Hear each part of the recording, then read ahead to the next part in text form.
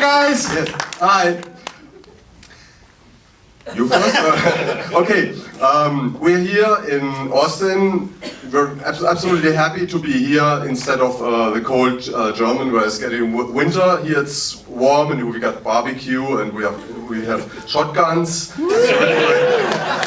are so good with the shotguns. Yeah. You had AK-47 today. Yeah, I did. That's right. Don't mess with us, motherfuckers. Europe is coming for you.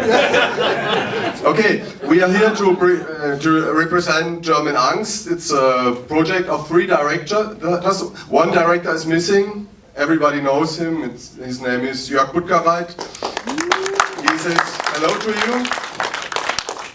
And we hope you enjoy this very controversial film. And Yeah, and it's an extreme movie, and it's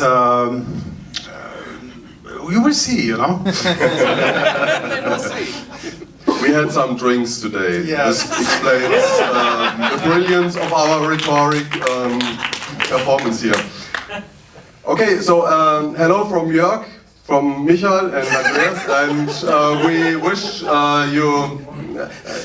We will do a Q&A afterwards. If you are still there and still stay here. awake, Yeah. then we will answer some questions to this project and well, have fun. Yeah, we will give you if you have questions about Germany, then we will give you Shut up. deeper. We're gonna do a drunken German Angst back to Germany, so stick around. You know, Germans always are drunk. They are drinking Oktoberfest beer and stuff. I just made them do the shots at the highball. They did the double apiece, so, we're going well. Normally we are serious guys. But Nathan is from. I am from Texas. He's from here. Say something. Howdy, guten Tag. Yes, I am from Texas. I'm very excited to be here. It's my first time being at Fantastic Fest, and I don't know why it took me so fucking long, but I'll be back. This place is fucking awesome, and I'm so proud to have this film have its its American premiere here. It's the best thing I've been a part of.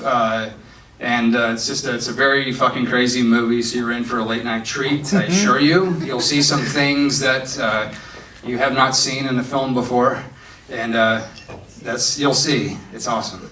I flew him in to Berlin to act a deaf mute Polish guy. Can you imagine? Right, let's wrap up and go. Okay. They actually want to watch a film. Okay, have fun. Thank you. Have fun. Take the microphone back.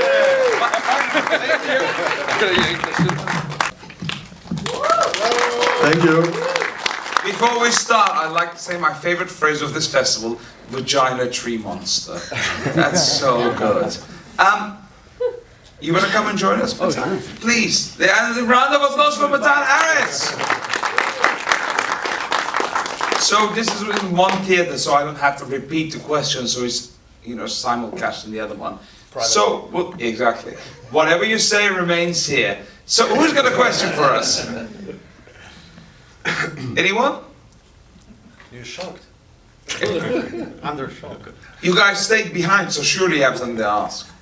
Go ahead. I'm just a little curious. I really liked the last segment, but what was it actually about? I feel like it's about spiraling into sexual desire that's so dark that you can't ever capture it. Or I just didn't. There's something there that I'm not getting. What's it about? What's the last segment The about? last segment was sex stuff. Yeah. Explain. The last segment. Well, it's a trip into sexual fantasies, of course. Yeah. But it's got a metaphorical element, which is maybe it's a metaphor with consumerism and unrealistic expectations. That's kind of what I felt like it, or maybe consumerism. Yeah. I think nowadays every wish we have is fulfilled by internet and by the media and stuff, And this can be a monster. what is your relation to other people when your fantasies get fulfilled all the time? You have everything, Yeah. So this is a sort of pornographic monster that I create, you know? That's really interesting. Like I got some of that, but you explain it really how Yeah, it's pretty typical that it's a male protagonist, you know, because we tend to be a little bit addicted to our fantasies, especially when a love is gone, when our love goes away, then men tend to get addicted to their own fantasies, and these fantasies might be stronger than a real person, and this is the dangerous, I think. Or it's like your idealism, like you said, the ideal bar is so high that like no real person Yes. could ever live up to. Right. Like, yeah, no, I totally Yeah. got that. Like So- I got something really powerful from that, and you expanded on it. Yeah, thanks. My major idea was for this film to create a pornographic monster. Yeah. That's awesome. Pornography I love it. showed as a monster, you know? I think we all love it, the pornographic monster. I'm gonna take another question. Sir. Would you be willing to talk about like the German angst that ties together the film, like all the segments together and how they came together and what originally the concept was to unify them? Actually, it started when Andreas was touring during festivals, and he was asked many times, "What is Jörg Buttgereit actually doing?" And then you know, he didn't do any movies since the last 20 years. His last movie was Schramm, and since Andreas did the poster artwork for Necromantic in the 80s, so we met together.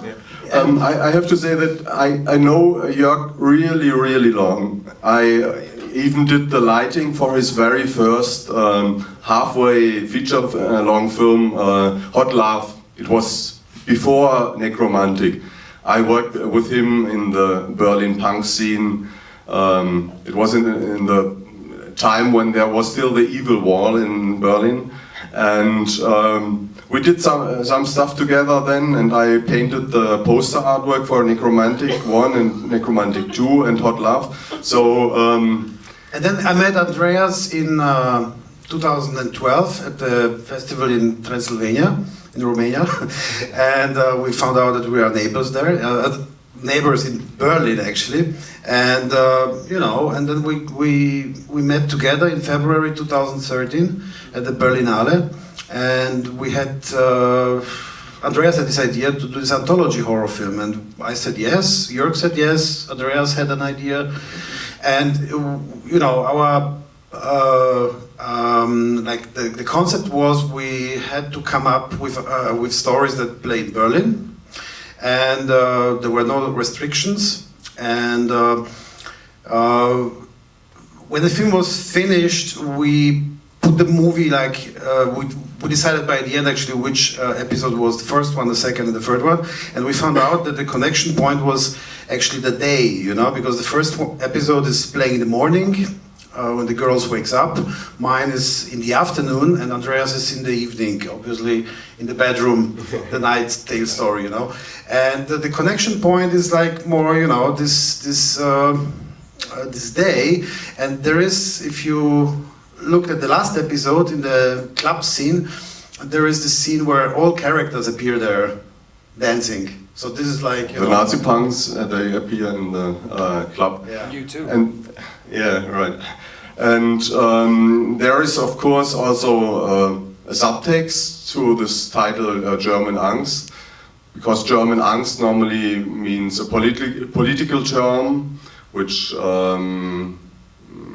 talks about German anxiety, anxiety. Yeah, but we didn't mean this. We decided to take this title by word. We literally we said, well, this is the German version of Angst. Angst is the word for fear, terror, and we said, well, this is Because it really, like, German anthology movie, so this is the German version of Angst. because German Angst really exists, this term, you know, it actually was founded in the Anglo-Saxon area, and the best example is, for example, when Fukushima happened, then Germany was the only one country that said, okay, we have to stop atomic energy. Which is good, I think. It's just, I mean, but this is a good example, you know, because it just shows that Germans are very careful and they, you know... Sometimes they are even just smarter than other people.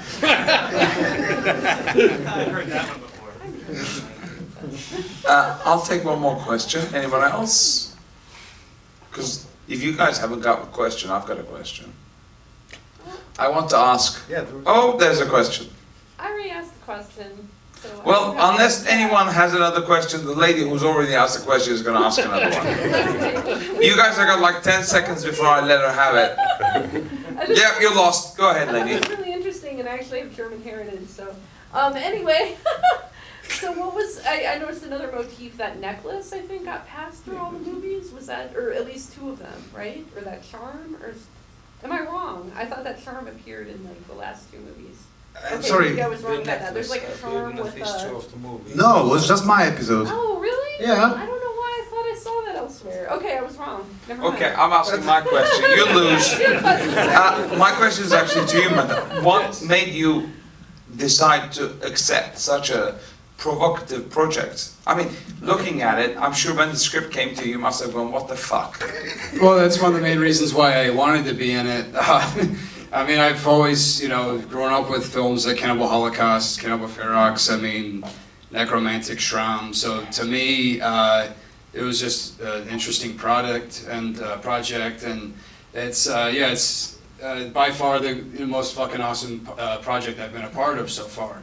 And I'm very proud of it, thank you. I'm very proud of what the film's achieving, and basically just when they said that they had a role that I might be right for, and I read this Michael script for the Make-A-Wish segment, and I was like, wow, this is very powerful stuff, very emotional, and it will be an exciting challenge to learn an entirely new skill, because I don't speak a word of German other than Rammstein.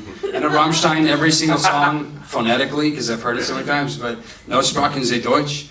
So I had to learn I had to learn my dialogue in German, because this is a long answer, I know, but basically sign language, for one thing, is not universal, because you speak as you conjugate with your hands, you speak, you silently mouth it because they can read lips. So I had to learn the German dialogue, and also then know exactly what the meaning is of everything I'm conjugating with my hands. And so to me that was very exciting, because that's you know, two different skill sets that I'm learning for the project. And it was very exciting, and just had a great time. So I hope to do more international projects. It is a stunning performance. It's a brilliant script, brilliant film. So. The interesting thing is also that I met Matthan in a festival in Rome, Fanta Festival. Yeah. And so this film is a product of the international horror film fandom scene. Yeah, and That's where we met. I met Michael at a festival in Transylvania. I met Matthan in a festival in Rome. So we should basically ban all festivals. Yeah, and Desiree Giorgetti, the main actress in Raune, I also met in a horror festival. And this is a great thing, I think, about this horror fandom that you have worldwide. You meet at festivals, and without any casting you can sometimes projects just evolve from personal friendships and passions. I like this very much in the horror genre.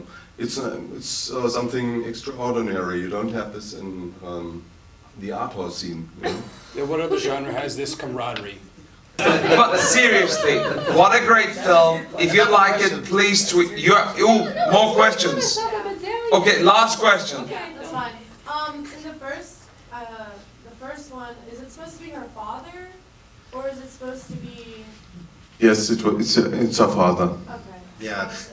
Jörg described this story like as the last chapter of what could have happened to her, you know. He wanted just to show the revenge part, actually, you know, which was, yeah, that was the most interesting thing to him, you know.